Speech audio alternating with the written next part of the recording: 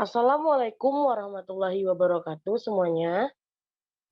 Waalaikumsalam. Waalaikumsalam warahmatullahi wabarakatuh. Waalaikumsalam warahmatullahi wabarakatuh. Selamat malam. Hari ini kami dari kelompok Satunda akan mengadakan sedikit sharing di Zoom perkara kesehatan mental. Kali ini kami membahas topik tentang anxiety disorder. Sebelumnya perkenalkan, saya Nataya Diandra Kalista sebagai moderator dalam Zoom kali ini. Dan di sini saya akan mengabsen teman-teman saya yang juga menjadi perwakilan dari kelompok Satunda. Ada Aska Dwi Yuniar, Cindy Handayani, Sarafina Putri, Widya Suryanirum, Salsa Alifah, Hendra Dwi, Dewi Ayu Setiawati, Krisna Dwi, Hanifah Nur Insani, Febriana Dwi Puspita, Muhammad Daffa Adlan, Ikhda Khairin, Nuraini Aprilia, Farhan Maulana, Nurul Fatima, dan Alan Mahendra. Hari ini kita akan membahas tentang opini, pengalaman, dan beberapa tips yang akan teman-teman saya jelaskan tentang anxiety disorder. Sebelum kita lanjut memulai, izinkan saya untuk menjelaskan sedikit tentang anxiety disorder. Anxiety disorder adalah sebuah gangguan kesehatan mental yang membuat penderitanya mengalami kecemasan yang sangat berat.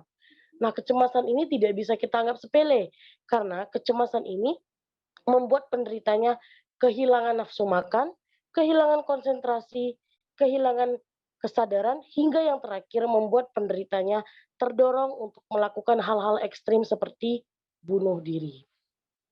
Nah, teman-teman, tanpa memperpanjang waktu, bagaimana kalau kita langsung sharing-sharing kepada teman-teman semua nih? Untuk yang pertama, aku mau untuk Kak Salsa Alifah nih. Boleh nggak nih cerita tentang pengalaman anxiety-nya? Oke Kak, halo semuanya. Sebelumnya tadi kan Kak Nataya udah nyebut tuh namaku Salsa Alifah ya, untuk yang belum tahu. Oke, di sini aku mau sharing sedikit tentang pengalaman anxiety disorderku.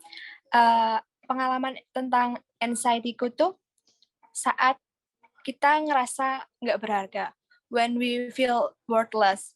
Jadi kadang kalau kita nggak merasa tidak berharga itu kemungkinan besar terjadi oleh dua faktor, yaitu kebahagiaan dan kesuksesan. Yang aku alamin ini yang faktor kesuksesan. Contohnya, aku pernah ikut seleksi untuk suatu perlombaan di sekolah kan. Terus habis itu aku udah ikut seleksi dan kebetulan aku nggak keterima.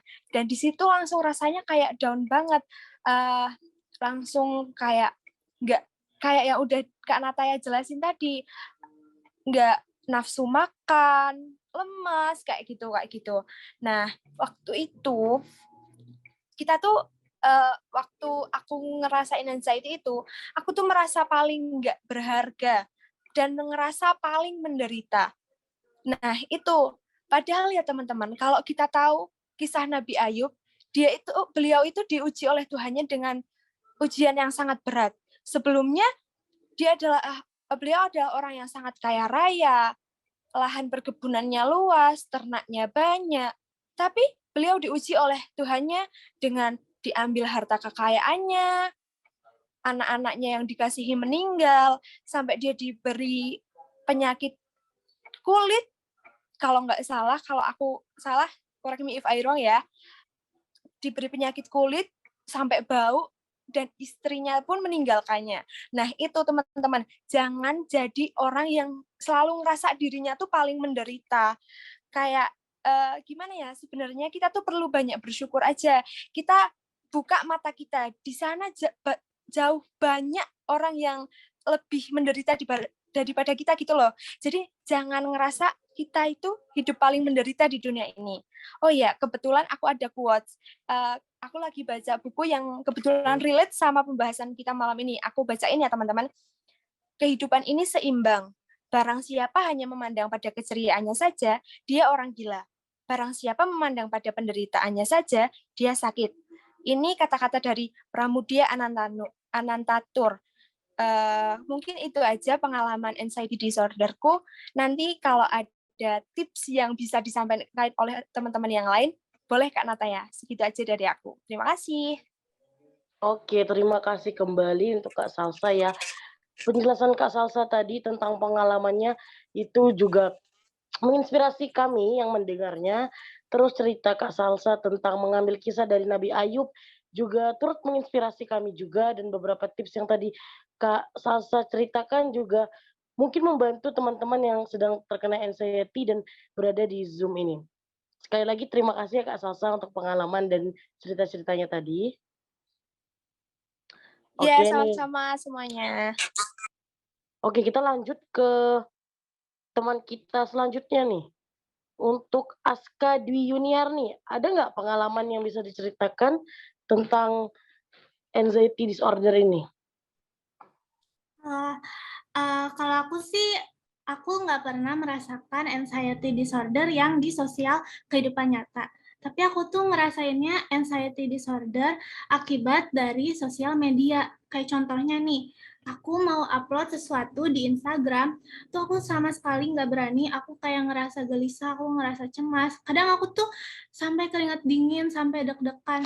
Terus habis itu, aku punya temen nih, nama temen aku namanya Novi. Dia berani banget. Aku sampai nanyain, Novi, kasih tau aku dong tipsnya biar aku bisa upload di sosial media tanpa mikirin bakal dapat berapa banyak likes-nya, bakal dapat berapa banyak komennya, tanpa mikirin aku bakal diomongin yang macem-macem. Terus kata dia, udah sekarang nggak apa-apa, lakuin aja yang bikin kamu senang, asalkan gak ngerugiin orang lain gitu. Terus aku tuh cara mengatasinya itu aku sadar aja kalau misalnya jumlah like, jumlah komen, jumlah misalnya retweet di Twitter itu tuh sama sekali nggak penting. Yang terpenting itu hidup aku tuh bahagia. Terus habis itu selanjutnya cara aku mengatasinya itu adalah aku sharing nih ke si Novi, teman aku. Terus habis itu selanjutnya juga aku lebih terbuka sama diri aku sendiri kalau misalnya Instagram itu nggak terlalu penting. Kayak gitu. Oke Kak Aska. Nah, cerita Kak Aska ini sepertinya relate dengan beberapa pemuda-pemudi zaman sekarang nih yang kayaknya kalau di sosial mungkin mereka baik-baik aja, cuman kalau di sosial media mereka merasa kayak takut tidak terpenuhi nih harapannya gitu. Misalnya, karena kita biasa punya standar likes ya kalau misalnya masukin di postingan nih, ya nggak? Ya. Misalnya biasa postingannya hampir 100 lebih. Terus sekalinya kita masukin, nggak sampai 100 tuh perasaan kayaknya, aduh ada Iya, yang betul, salah atau betul, ada yang betul kurang, ya banget. nggak? Nah, biasa kayak gitu. Tapi salam juga ya untuk si Kak Novi tadi. Berarti dia keren bisa memberikan saran kepada temannya sehingga temannya berani untuk memulai hal baru di Ya, sosial media dengan tidak menakuti hal-hal yang sebetulnya tidak perlu ditakuti ya Kak Aska. iya. Ya, terima kasih nih Kak Aska untuk pengalamannya. Oke, selanjutnya aku mau bertanya dengan Kak Cindy Handayani. Ada nggak Kak Cindy Handayani? Hadir. Oke Kak Cindy ada pengalaman tentang anxiety disorder? Ada. Nah, kalau ada Kak Cindy boleh bercerita? Oke, jadi aku punya pengalaman tentang anxiety disorder. Aku nih orangnya yang nggak terbiasa di depan kamera, di depan umum, ataupun di tempat keramaian. Jadi respon tubuh aku tuh kalau di tempat keramaian itu jadi kayak khawatir, gugup, takut, sampai keringat dingin. Bahkan yang paling parahnya tuh gemeteran. Nah, cara aku menenangkan diri aku sendiri tuh dengan tarik nafas dalam-dalam, terus bicara dalam hati, yakinkan diri aku sendiri bahwa aku bisa lakuin yang terbaik. Itu aja sih kalau pengalaman aku. Oke, keren nih pengalaman dari Kak Cindy. Berarti Kak Cindy ini hebat karena bisa meyakinkan pada dirinya sendiri bahwa Kak Cindy itu bisa melewati masa-masa suramnya ini nih, ya kan? Karena Kak Cindy takut terhadap keramaian, tidak terbiasa, akhirnya Kak Cindy berbicara pada diri sendiri bahwa sebenarnya itu kita bisa untuk melakukannya. Bukan begitu Kak Cindy? Ya, betul. Oke, terima kasih ya Kak Cindy untuk pengalamannya. Ya. Nah, untuk selanjutnya aku mau cari temen yang cowok nih. Kira-kira siapa ya? Untuk Mas Krisna Dwi. Ada nggak Mas Krisna Dwi? Ada. Mas Krisna ada pengalaman tentang anxiety? Ada.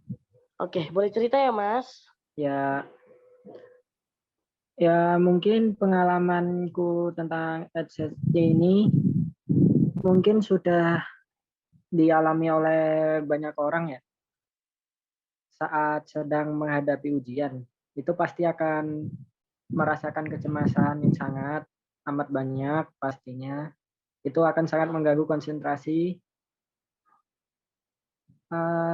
Caraku untuk mengantisipasinya adalah dengan berdoa kepada Allah Subhanahu wa taala dan menarik nafas panjang dan bilang kepada diri sendiri bahwa diri sendiri pasti bisa untuk melewati ujian ini. Terima kasih. Nah, iya nih, bener nih kalau kejadian yang dialami sama Mas Krisna ini pasti biasanya dialami oleh teman-teman siswa-siswi juga nih. Karena kan kalau biasanya kita ujian, kita takut nilainya rendah, kita takut gagal atau remedial, akhirnya ngebuat kita cemas, takut, stres, bukan begitu ya Mas Krisna ya? Iya, betul. Nah, akhirnya Mas Krisna punya jalannya sendiri nih dengan berdoa, dengan berbicara pada dirinya sendiri juga. Jadi keren Mas Arya bisa menemukan caranya. Terima kasih ya Mas Krisna. Sorry Mas Krisna. Iya, terima kasih kembali. Oke, kita lanjut ke sebentar nih. Kak Sarafina Putri. Ada Kak Sarafina? Iya, halo. Suaraku kedengeran nggak ya? Oh, dengar nih Kak Sarafina. Boleh cerita dong Kak Sarafina? Oh ya, terima kasih atas kesempatan dikasih. Sebelumnya aku mau ceritain pengalamanku. Mungkin sebenarnya mayoritas dari kita yang di Zoom ini ataupun di orang luar sana, mungkin pernah ngerasain yang aku alami itu maupun secara sadar maupun tidak sadar. Jadi waktu itu, waktu awal-awal kelas 12, sekitar bulan Juli sampai bulan Oktober, gitu kan, itu tuh aku tuh ngerasa takut banget, soalnya kayak di kelas 12 itu kan masih kan fokusnya itu kan nggak cuma ke pelajaran yang ada di sekolah, tapi kita juga mikirin tentang kayak ujian-ujian yang buat masuk ke kampus yang kita impikan gitu kan. Nah, di situ tuh masalahku itu karena aku belum ada nih nemuin jurusan yang cocok sama aku ataupun kayak yang kampus yang aku inginkan gitu kan. Terus tuh kayak setiap hari gitu kan merenung, kadang juga sampai nangis-nangis gitu kan. Terus kalau misalnya di rumah sendirian tuh kadang sampai kepikiran nih besok gimana ya gitu kan. Nah, terus gimana sih tips aku bisa keluar dari zona itu? Sebenarnya itu juga dukungan dari orang-orang di sekitarku gitu. Kalau bilangin masalah yang dihadapin sekarang itu semua orang tuh pasti pernah ngerasain gitu loh, tinggal masanya aja. Sekarang tuh emang giliran masamu yang ngerasain gitu kan. Jadi dia debit aja gitu, berani, jangan sampai takut sama apa yang kamu hadapi sekarang gitu. Itu aja sih dari aku. Iya, untuk Terima Kak kasih. Sarafina. Terima kasih, keren. Berarti kita harus mencari lingkungan yang positif ya Kak, biar kita juga berpikir positif, Bener. tidak takut dengan hal-hal yang seharusnya tidak kita takuti gitu loh. Ya. Aku boleh Dan nambahin nggak? boleh, silakan. Boleh. Terus tadi kayak misal yang tadi siapa namanya salsa ya, bener ya. Jadi kan apa namanya kunci kita tuh yang penting kan bersyukur nih.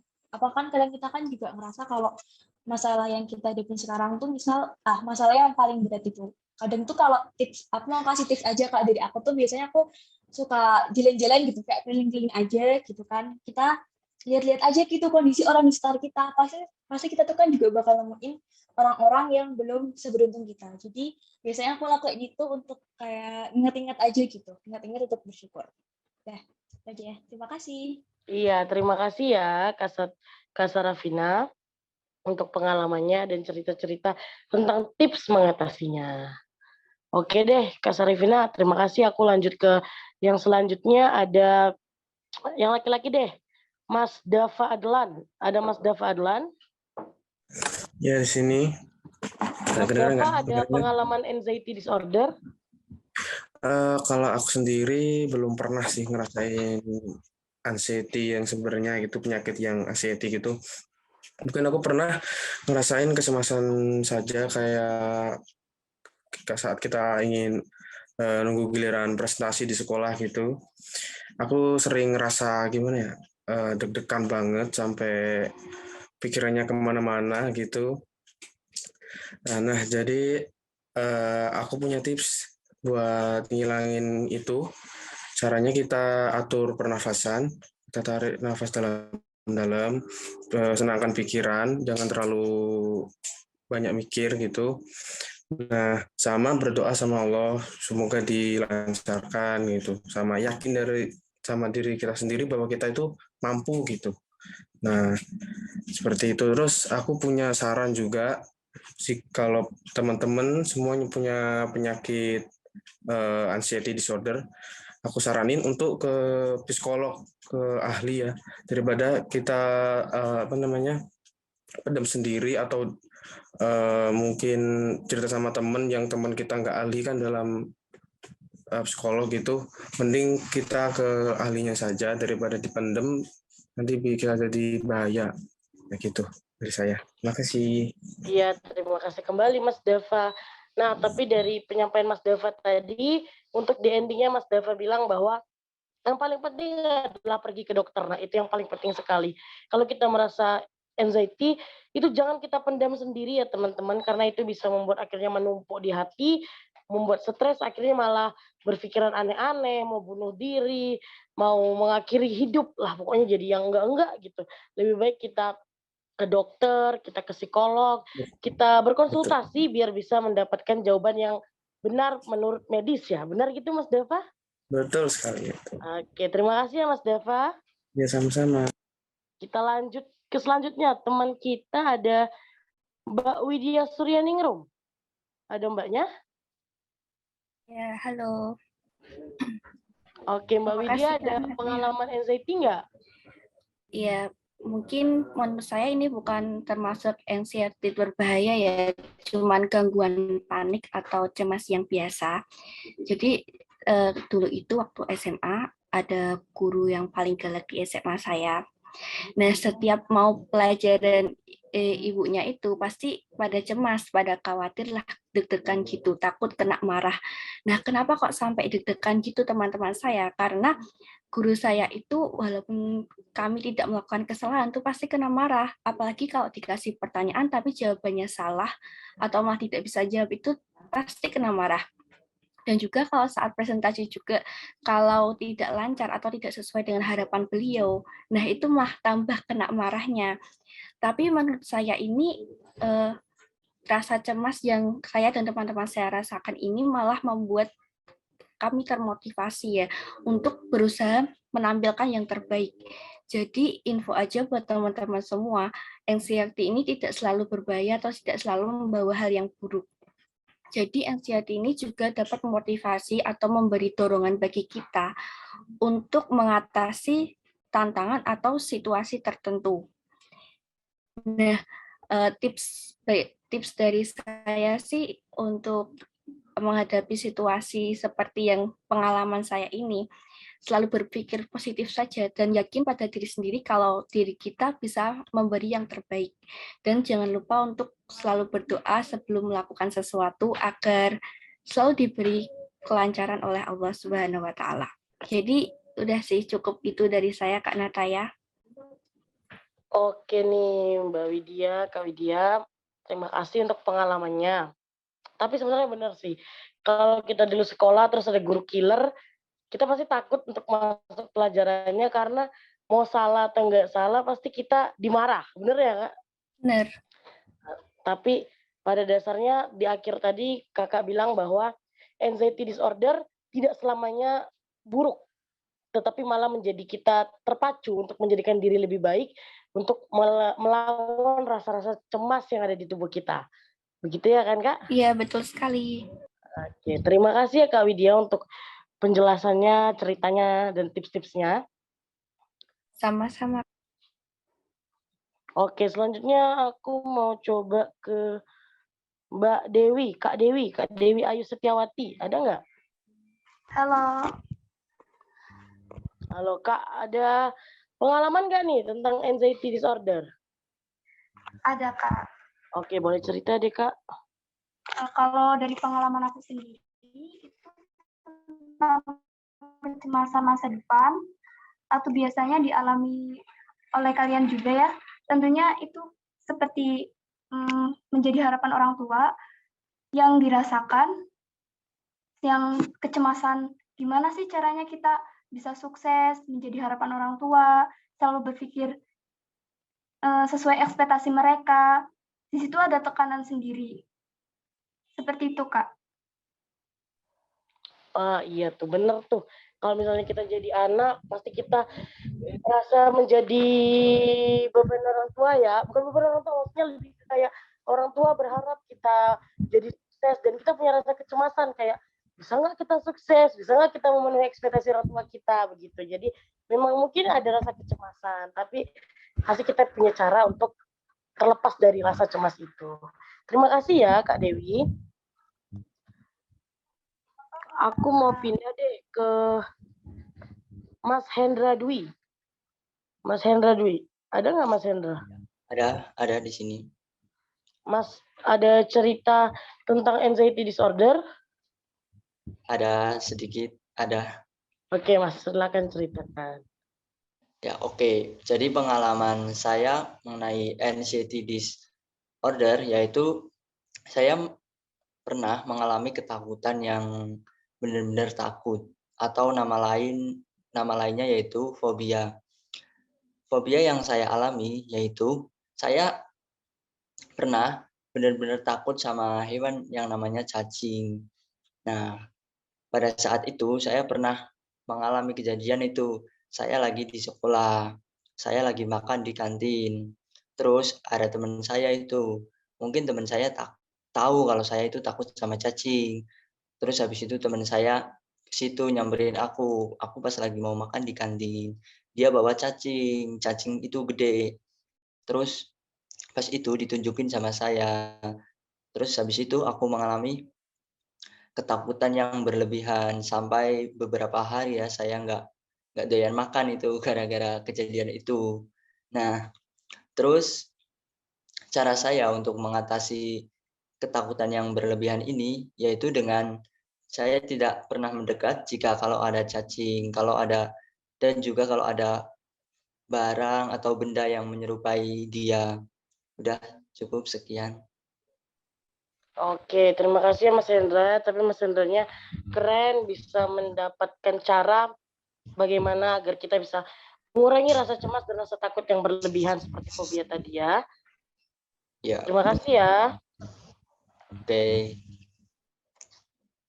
Selanjutnya kita mau ke Kak Hanifah Nur Insani. Ada nggak Kak Hanifah Nur Insani?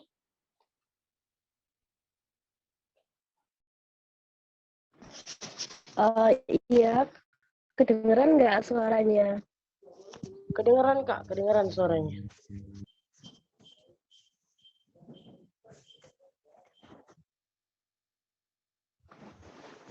Oke, terima kasih ya Kak. Sebelumnya maaf tadi bolak-balik keluar. Ya, aku mau ceritain pengalamanku tentang anxiety.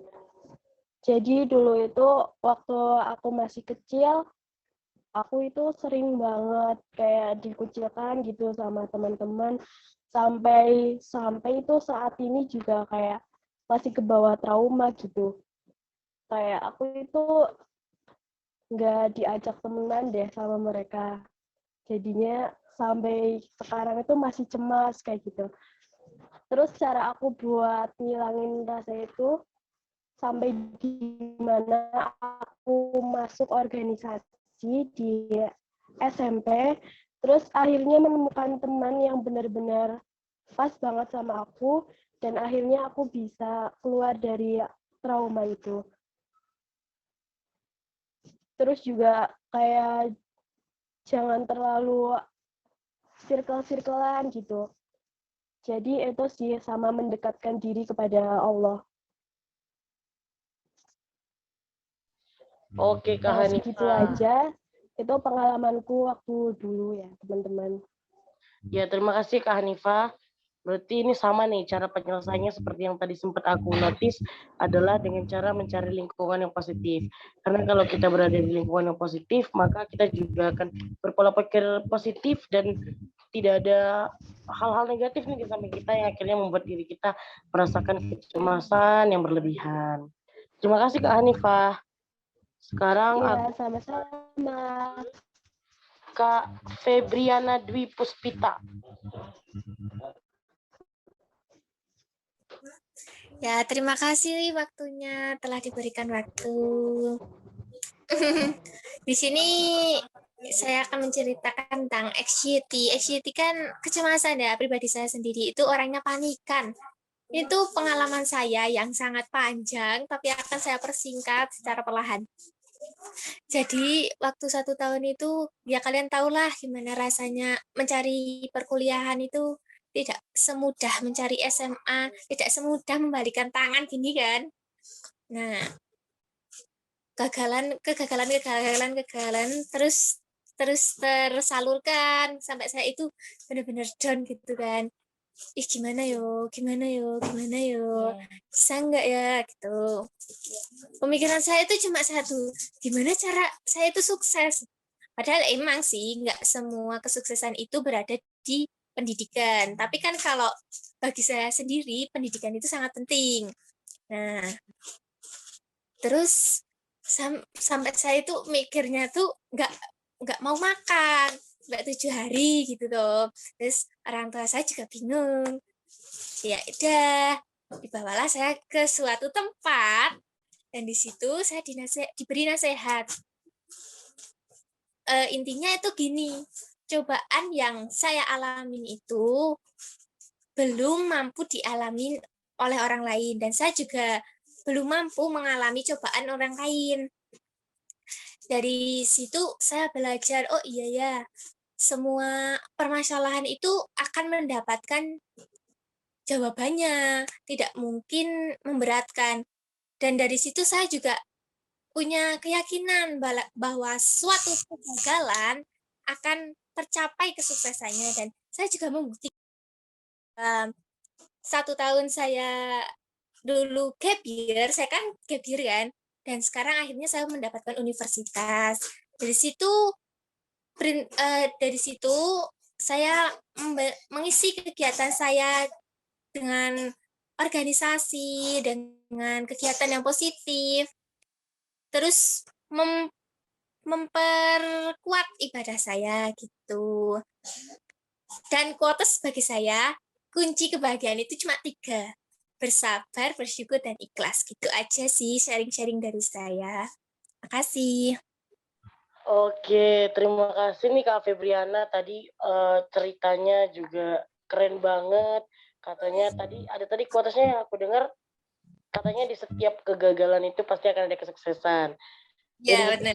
Adalah Kak Febriana, walaupun gap year, tapi sekarang sudah berhasil menjadi mahasiswa baru UNES. Selamat ya Kak.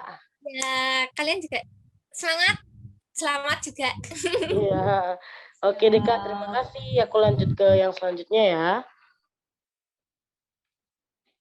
Oke, kita lanjut ke yang selanjutnya itu ada Kak Ihda Khairin.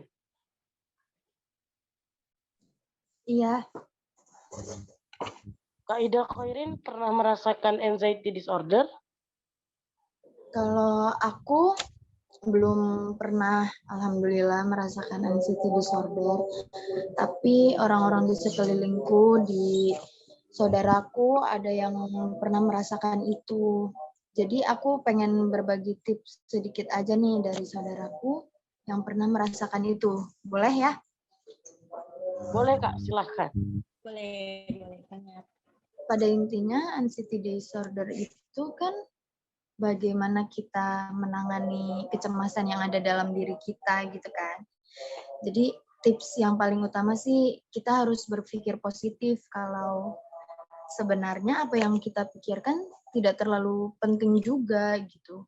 Kita terlalu merasa cemas gitu. Jadi kita juga harus mengendalikan apa yang kita pikirkan, kita harus terus berpikir positif, atau mungkin bisa menjalankan rutinitas yang membuat kita lupa akan kecemasan kita gitu. Terus kita juga bisa menghindari hal-hal yang membuat kita cemas, itu juga bisa.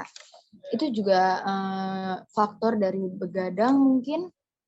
Kan biasanya kita kalau malam-malam juga suka overthinking sendiri gitu karena lagi diem tiba-tiba mikirin sesuatu yang sebenarnya nggak terlalu penting gitu tuh. Jadi kurang-kurangilah begadang. Toh begadang juga kurang sehat gitu kan buat diri kita.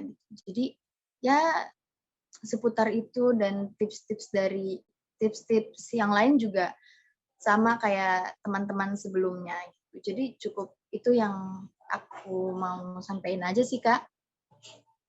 Oke, terima kasih nih Kak Ida untuk tipsnya untuk teman-teman yang mungkin menghadapi anxiety disorder.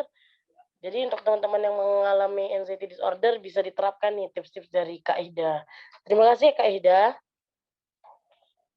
Oke, kita lanjut selanjutnya ke Mas Alan Mahendra. Ada Mas Alan? Ya, ada. Baiklah, selamat malam. Di sini pengalaman aku sendiri atau anxiety disorder ini semasa aku SMA kelas 10 tentang bullying. Aku sendiri ya, tentang bullying ya, tentang bullyingku. Aku dibully karena mukaku berjerawat waktu itu, waktu SMA kelas 10.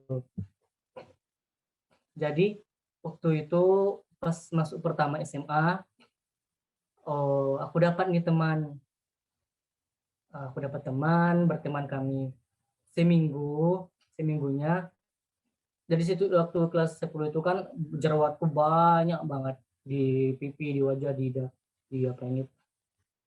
Jadi temanku ini dia membuli aku dari belakang gitu. Dia bilang sama teman-teman yang lain, "Oh, jangan berteman sama si Alan karena dia ini berjerawat." Jijik mereka sama aku. Nah, jadi dari situ aku benar-benar down, tidak makan, tidak tidur sehari sampai 2 hari, terus bergadang memikirkan itu. Dan dari situ aku belajar untuk tips aku sendiri ya, supaya tidak down gitu. Aku tidak tidak usah mendengarkan kata orang lain, cukup percayai diri kamu sendiri, syukuri apa diri kamu, pokoknya karena kalau kita semakin meladeni mereka, pasti mereka semakin melunjak membuli kita. Jadi dari situ, pokoknya tipsnya itu cukup cintai diri kamu apa adanya. Dan satu lagi, carilah teman yang terima kamu apa adanya, terima diri kamu apa adanya. Jadi hanya itu dari saya. Sekian dan terima kasih. Ya, terima kasih nih Mas Alan. Dari yang Mas Alan bilang itu benar banget bahwa kita harus percaya dan harus sayang dan cinta pada diri kita sendiri. Karena mau bagaimanapun orang sekitar kita, kalau kitanya nggak cinta dan nggak sayang pada diri kita sendiri, maka semuanya itu sia-sia. Terima kasih ya Mas Alan. Ya, sama-sama. Oke, selanjutnya kita ke Kak Nuraini Aprilia. Ada Kak Nuraini Aprilia. Ya, halo, suaraku kedengar nggak? Oh ya, kedengaran. Boleh diceritain Kak kalau ada pengalaman anxiety? Boleh. Aku sendiri juga pernah ya ngalami anxiety, bahkan sekarang mau berpendapat itu kayak cemas gitu.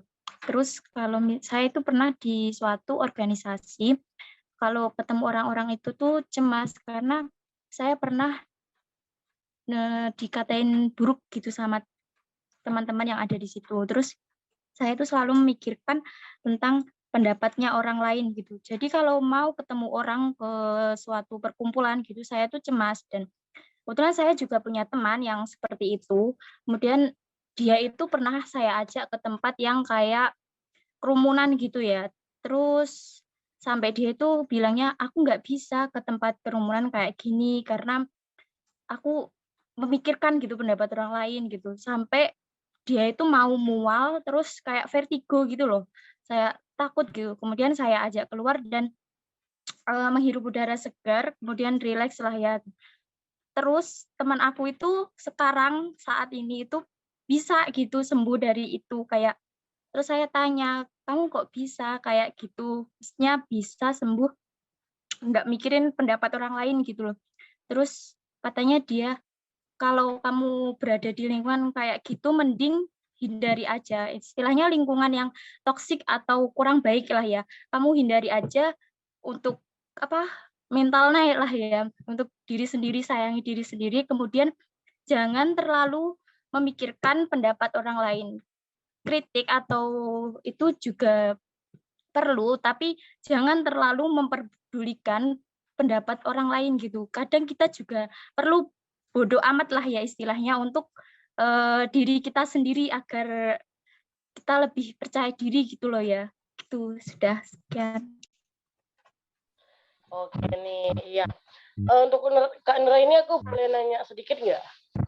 Boleh. Sampai saat ini kakak masih ada rasa anxiety, kecemasan untuk berbicara dengan banyak orang atau di keramaian, atau udah sedikit berkurang? Halo? Halo? Gimana? Boleh diulangi? Soalnya macet-macet. Ya, maksudnya aku mau nanya, sampai saat ini kakak masih ada rasa anxiety, ketakutan, kecemasan itu untuk berbicara di depan banyak orang, berada di lingkungan yang ramai, atau sudah mulai berkurang rasa anxiety-nya? Iya. Kalau misalnya rasa anxiety atau kecemasan itu nggak bisa gitu ya benar-benar dihilangin. Karena cemas itu sendiri respon dari saat kita kondisi stres. Jadi itu respon, jadi nggak bisa benar-benar dihilangin, tapi bisa dikurangi. Saat ini saya masih sedikit anxiety, tapi kayak saya memikirkan pendapat teman saya kalau lebih baik kalau bertemu kayak circle yang kurang baik lah ya, istilahnya toxic gitu, lebih baik nggak usah diikuti dan pergi saja dan nggak usah memperdulikan pendapat orang lain. Nanti juga lama-lama berkurang sendiri. Dan sekarang saya sudah bisa bicara. Buktinya sekarang saya bisa bicara, padahal ini masih cemas. Itu. Oke, semangat terus ya Kak Nera ini. Semoga rasa kecemasan itu bisa semakin berkurang dengan terbiasa berbicara dengan orang ramai. Semangat terus ya Kak. Ya. Terima kasih Kak.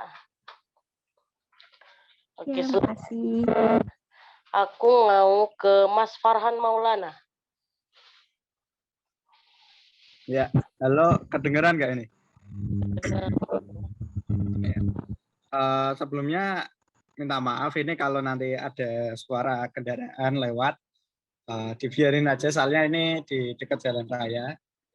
Nah, kan saya ini mau sharing tentang pengalaman, tapi mungkin pengalaman lainnya itu udah diceritain ke teman-teman semua.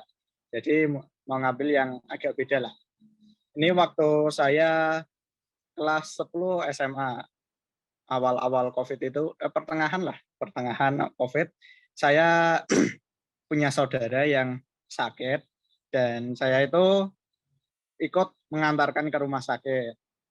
Nah, setelah besoknya, bude saya itu bilang, mungkin baiknya kalau cek dulu, kalau ada kemungkinan di keluarga besar ada yang kena lagi. Habis dicek, hasilnya keluar, saya itu ternyata positif tapi tidak merasakan apa-apa.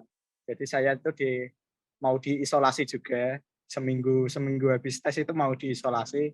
Terus keluarga saya itu bilang, kamu nggak usah cemas, nggak usah apa-apa, sehat, nggak kena apa-apa, jangan mikirin yang aneh-aneh. Pas waktu itu saya juga agak cemas, nanti gimana, kan diisolasi sendirian itu, satu ruangan sendirian di sana. Nah, saya cemas mikirnya, nanti saya apa kayak menderita kayak orang-orang lain yang ada di berita gitu ya. Habis dibilangin jangan cemas, jangan mikir aneh-aneh, berdoa ke Allah. Nah, hasilnya pas di waktu isolasi itu ternyata baik-baik aja sampai selesai, sehat-sehat aja. Bahkan di tempat isolasi ada jadwal untuk berjemur di pagi hari. Nah, itu juga ketemu sama orang-orang lain, ada yang dari daerah sana, dari sini, terus cerita-cerita gimana sih kok bisa masuk ke sini itu gimana. Terus sharing-sharing. Bahkan ada anak kecil juga yang masuk di tempat isolasi itu. Sekitar ya kelas 3 SD kalau nggak salah waktu itu. Itu masuk ke tempat isolasi juga. Udah habis keluar, udah sampai rumah, udah sehat kan. Waktu mau berangkat di isolasi itu kan pasti dijemput ambulan kan ya. Terus pas waktu pulang itu aku mikir lagi, ini pandangan tetangga terhadap sini itu gimana? Soalnya kan waktu itu lagi was-wasnya orang kalau ada yang kena nanti pasti kayak dijauhi soalnya kan ini penyakitnya baru hitungannya. Nah, itu terus habis itu ibuku bilang udah santai aja nanti bilang ke apa tuh namanya ke Pak Ustadznya di sana soalnya dekat masjid juga. Terus waktu di sana bilangin kalau saya itu udah sehat, satu keluarga udah sehat, tidak kenapa-kenapa. Nah, waktu dibilangin udah selesai, ya akhirnya normal lagi. Nggak ada apa tuh namanya kecemasan antara keluarga saya sama tetangga. Ya, jadi untuk teman-teman semua kalau semisal terkena penyakit atau sakit gitu jangan mikir yang aneh-aneh, mikir saja kalau tubuhnya itu sehat, jangan mikir yang negatif. Nanti kalau negatif itu kan malah juga mempengaruhi antibiotik tubuh, jadi ya malah tubuh nanti jadi tambah sakit juga. Terus juga tambah doanya kepada Allah. Mungkin dari saya itu aja pengalamannya. Sekian, terima kasih. Oke, terima kasih Pak Farhan untuk pengalamannya. Kalau dari aku lihat nih dari cerita Mas Farhan, untuk upaya penyelesaian ini ada berada di lingkungan positif ya, karena keluarga Mas Farhan juga mendukung untuk Mas Farhan berpikir positif. Lalu yang kedua selalu berpikir positif, dan yang ketiga berdoa kepada Allah.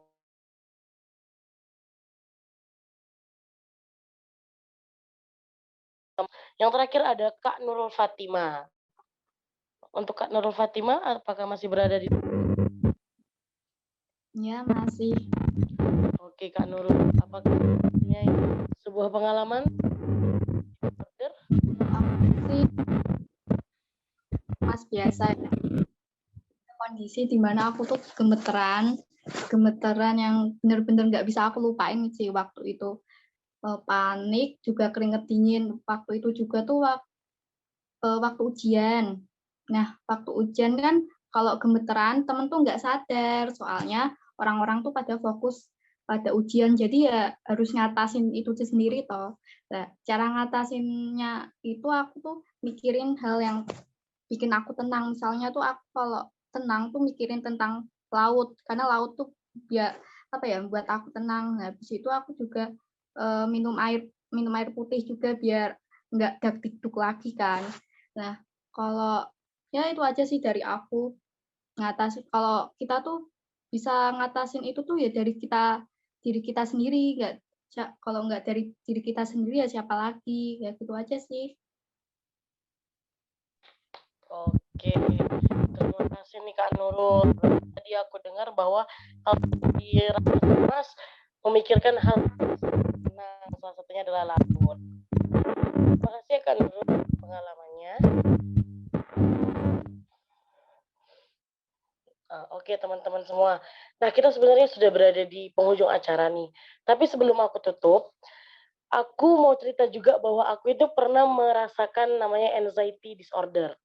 Jadi dulu waktu SD, SMP, dan SMA, aku itu punya rasa ketakutan dan kecemasan yang sangat berlebihan kalau sudah waktunya mendekati pengumuman pembagian rapor. Nah, itu tuh benar-benar mengganggu banget karena aku kehilangan nafsu makan, aku bisa nggak tidur, insomnia, dan bahkan aku punya rasa ingin mengakhiri hidup karena aku nggak mau tahu apa hasil ulanganku. Padahal itu sebenarnya nggak bagus dan nggak baik. Tetapi pada akhirnya seperti yang tadi teman-teman sudah ceritakan juga, beberapa tipsnya adalah dengan menenangkan diri, terus juga dengan berdoa, bersyukur, berada di lingkungan yang positif, dan selalu berpikir positif. Akhirnya lama-kelamaan berkurang tuh aku punya anxiety disorder akan ketakutan-ketakutan seperti itu. Walaupun sampai sekarang sih kayak mau masuk kuliah tuh masih ada tuh rasa-rasa takut, nggak nafsu makan, nah kayak gitu. Nah, sebelum tutup aku juga mau baca resume untuk pertemuan Zoom kelompok Satunda malam ini. Nah, dari Zoom kita hari ini yang bisa aku dapat adalah kalau anxiety disorder ini adalah bukan sesuatu hal yang bisa disepelekan karena memang memiliki dampak yang cukup berat juga, cukup menakutkan kalau sampai ekstrim bunuh diri gitu misalnya. Dan juga dari tips dan trik yang sudah diberikan sama teman-temanku tadi, pertama ada pergi ke dokter, ke psikolog, lalu ada banyak bersyukur, sharing ke orang terdekat, bicara pada diri sendiri, berdoa kepada Tuhan, berada di lingkungan yang positif, bernafas dan berpikir dengan tenang dan lega, menghindari hal yang membuat kita cemas, percaya pada diri sendiri, dan memikirkan hal yang membuat kita tenang. Nah, untuk teman-teman boleh aku minta untuk unmute dulu nggak? Sebelum menutup, aku mau ajak teman-teman untuk Oke, siap. Siap. Gerek.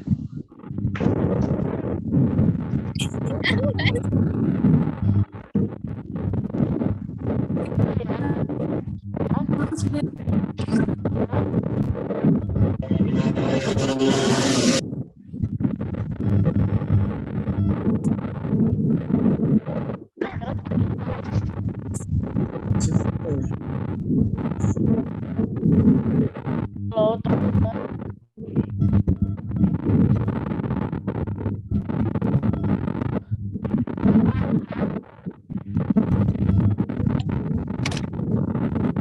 Aku ulangi, jadi kalau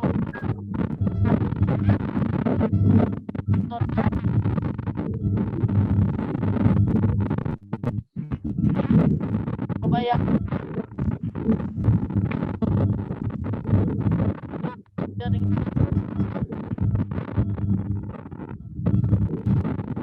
Boleh dong aku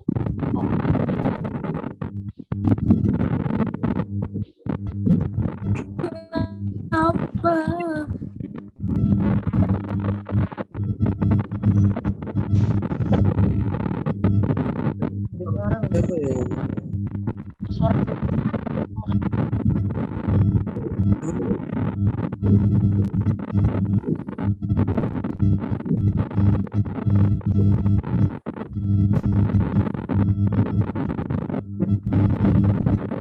Dengannya pada gangguan. Ya, namanya di YouTube.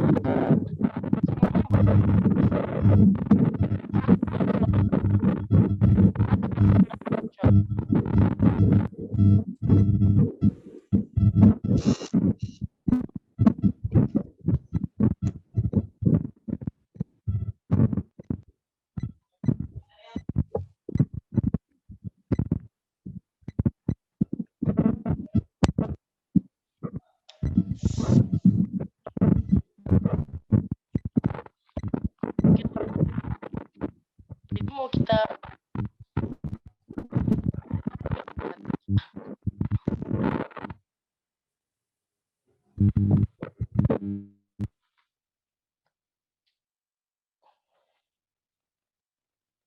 Oke teman-teman, kalau udah ada yang bisa dengar suaraku, Bisa. Aman. Bisa. mau kita ulang ininya apa jargon kita?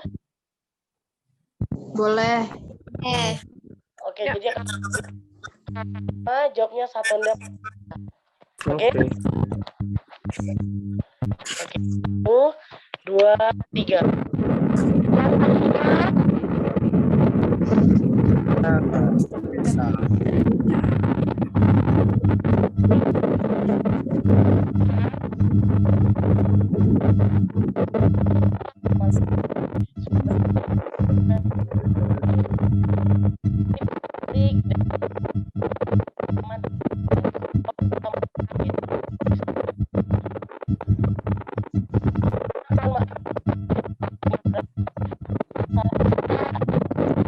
Ucapan kepada teman-teman sebelum menutup, izinkan saya untuk membacakan satu bait pantun. Nggak apa-apa ya teman-teman?